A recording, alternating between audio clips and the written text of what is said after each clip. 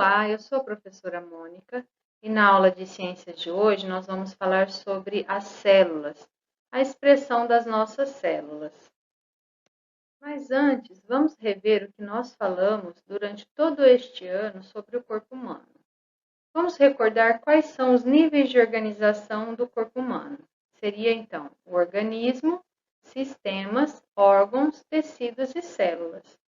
Sobre o organismo, como a parte macro, do nosso corpo, nós falamos sobre a saúde física, mental e emocional. Depois nós falamos sobre os sistemas do corpo humano, como o sistema digestório, respiratório, o muscular, o esquelético, o circulatório, o sistema de defesa do organismo, o sistema endócrino, urinário, nervoso e o sistema reprodutor. Agora, antes, a gente também falou sobre os tipos de tecido, que seriam os tecidos muscular, epitelial, tecido conjuntivo e sanguíneo. E nesta aula, nós vamos começar a estudar a menor unidade do ser vivo, que são as células. Vamos conhecer um pouquinho da história das nossas células, como ela foi descoberta, por quem e em que época. Então, o emprego do nome célula é acreditado ao cientista inglês Robert Hooke, de 1635 a 1703, que se destacou em áreas da física. Entre muitos outros trabalhos, ele estudava as propriedades da cortiça, um tecido vegetal retirado da casca de uma árvore, pois esse tecido, ele se tratava de um material leve, resistente, e fundamental para a preservação de alimentos, em garrafas e barris. Então, em 1665, usando um microscópio, Hooke registrou a imagem ao lado. Hooke chamou esses pequenos buracos de celas, do latim cella, pequena câmara, uma cavidade, ou seja, um espaço delimitado por paredes e vazio. Apesar de nomear as células, ele não fazia ideia do que havia descoberto. Hoje em dia, sabemos que o tecido vegetal analisado por Hooke, a cortiça, é chamado de suber e compõe a casca das árvores. Esse tecido tem a função de proteger o tronco e é formado por células mortas e ocas, com as paredes revestidas por uma substância impermeável que é chamada de suberina. Em outras palavras, Hooke viu os espaços deixados pelas células, mas na verdade não as células em si. Mesmo que pareça um erro chamar as células por esse nome, por questões históricas esse nome permaneceu.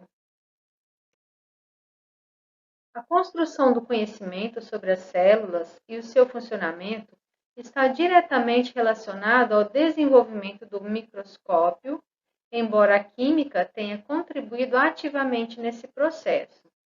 Por meio de fotomicografias, que são fotografias de imagens obtidas por meio de microscópios, e também de técnicas de análise, foi possível descobrir muito sobre essas estruturas microscópicas. Atualmente, são utilizados microscópios óptico e eletrônico, que pode ser de transmissão ou de varredura. Enquanto o óptico usa a luz para produzir a imagem, o eletrônico ele usa feixes de elétrons.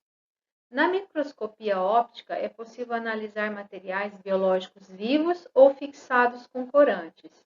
Na microscopia eletrônica, somente o material fixado e sem corante pode ser estudado. Porém, o aumento da imagem de um microscópio óptico não passa de 2.000 vezes, enquanto o do eletrônico de transmissão ele passa de 1 milhão de vezes.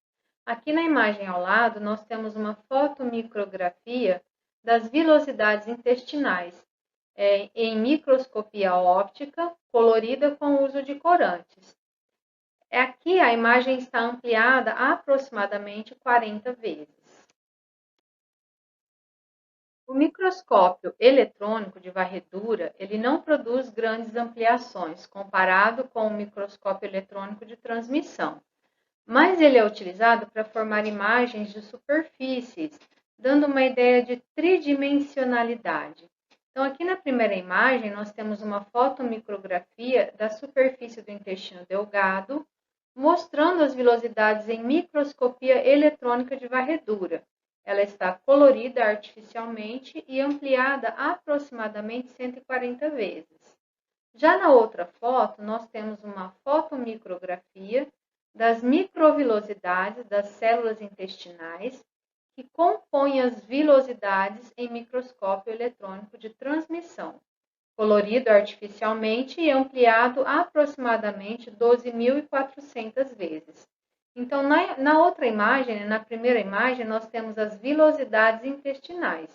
E na segunda imagem, nós temos a microvilosidade, ou seja, o microscópio ele conseguiu analisar, né, observar a imagem de uma estrutura muito menor do que as vilosidades.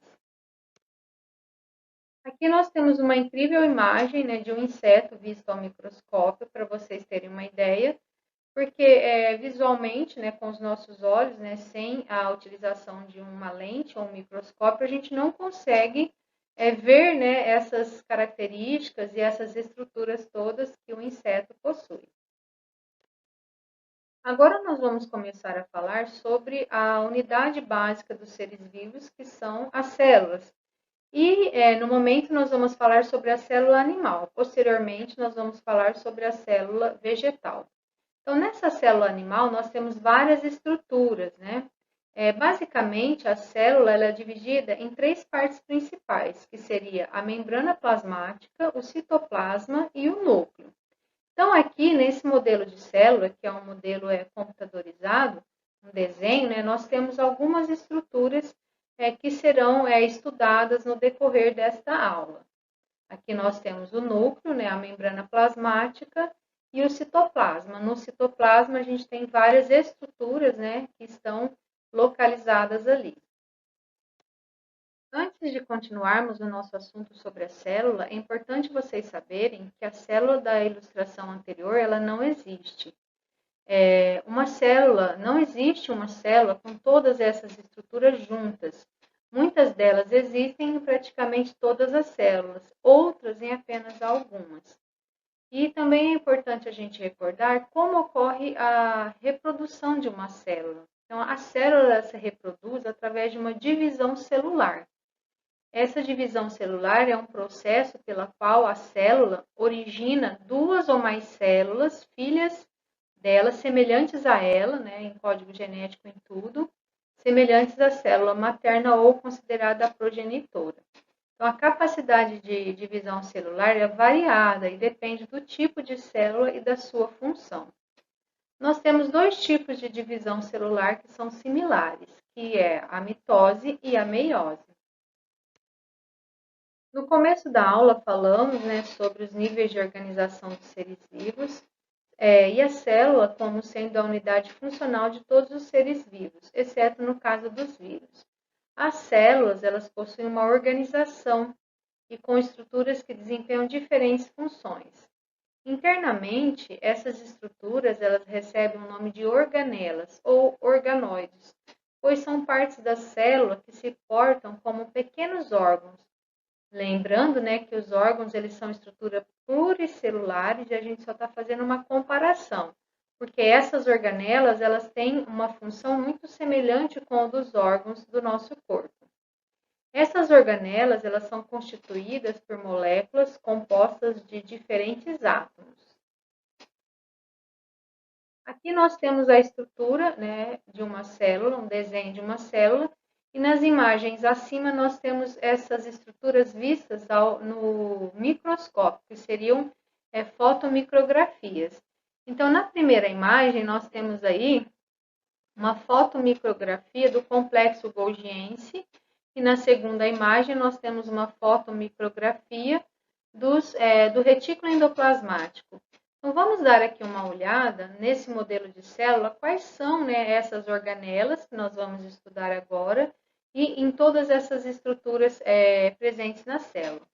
Começando pelo núcleo, né, observando aí a imagem, nós temos o núcleo, ao redor do núcleo nós temos o retículo endoplasmático, Logo em seguida do retículo endoplasmático, nós temos aqui os ribossomos, depois a mitocôndria, a membrana plasmática, as microvilosidades, que estão presentes em algumas células, o complexo golgiense, o flagelo, né, que também está presente em algumas células, e aqui no caso o hialoplasma. O hialoplasma é um líquido, né, onde todas essas organelas estão presentes.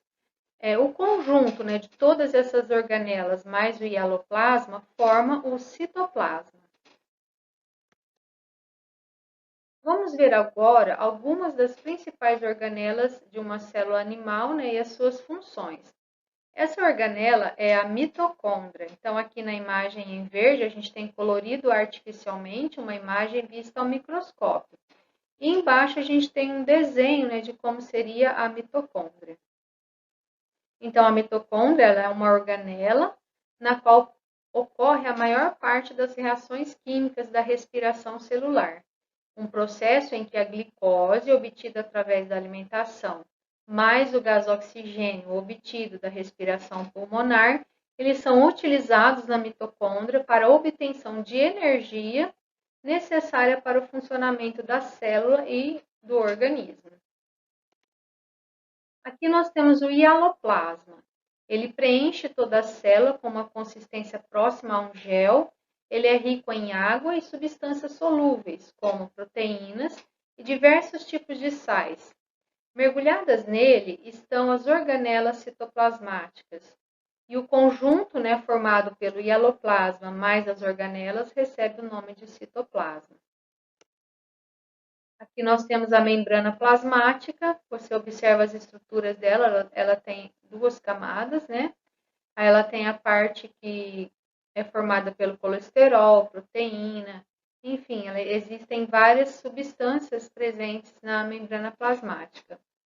O que é a membrana plasmática? É uma estrutura que envolve e protege a célula e é responsável pela seleção do que entra e sai da célula, como, por exemplo, a água, o gás oxigênio, os sais minerais, o gás carbônico, né, que é produzido na respiração celular, ele sai da célula através da membrana. E, em alguns casos, a membrana também ajuda a fixar uma célula na outra. Aqui nós temos o retículo endoplasmático. É uma rede de canais membranosos que se espalham por todo o citoplasma. É responsável pelo transporte de substâncias fabricadas pelas células. Ele pode ser do tipo não granuloso, quando associado a outras organelas citoplasmáticas, e granuloso, quando ele é associado aos ribossomos. Então, observando aqui na imagem, nós temos o núcleo. Ao redor do núcleo, a gente tem o retículo endoplasmático liso. E depois dele, na sequência, vem o retículo endoplasmático rugoso associado aos ribossomos, né, que são essas estruturas circulares. Agora vamos falar do complexo golgiense. Ele é um conjunto de sacos membranosos achatados que recebe, armazena e empacota e, quando necessário, ele secreta também as substâncias produzidas pelas células para fora da célula em pequenas bolsas, né, que são chamadas de vesículas secretoras. Então, observando na imagem, você pode ver a formação dessas vesículas que poderiam ser armazenadas ou secretadas para fora da célula. Aqui nós temos os ribossomos. Eles estão espalhados por todo o citoplasma ou então associados ao retículo endoplasmático.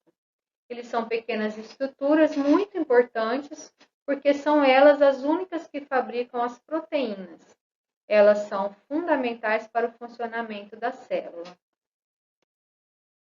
Aqui nós temos o núcleo da célula.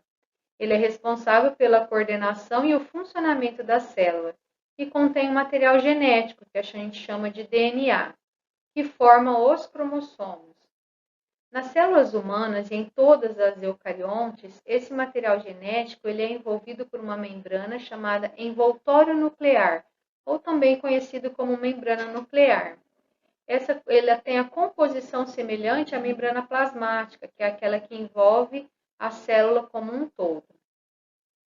Já as células procariontes, como a das bactérias, elas não têm um núcleo organizado e elas possuem esse núcleo espalhados, né, no citoplasma. Elas não têm esse envoltório que as células eucariontes possuem. Aqui na imagem abaixo a gente pode ver, na primeira imagem a amarela, a estrutura de uma bactéria, e na segunda imagem de uma célula animal. Aqui nós temos as microvilosidades, que são especializações da membrana plasmática, que promovem um aumento da superfície de absorção de nutrientes. Eles estão presentes principalmente nas células das vilosidades intestinais, do intestino delgado. Aqui nós temos uma outra estrutura que é o flagelo. Essa estrutura ela permite a movimentação da célula ou do meio ao redor dela.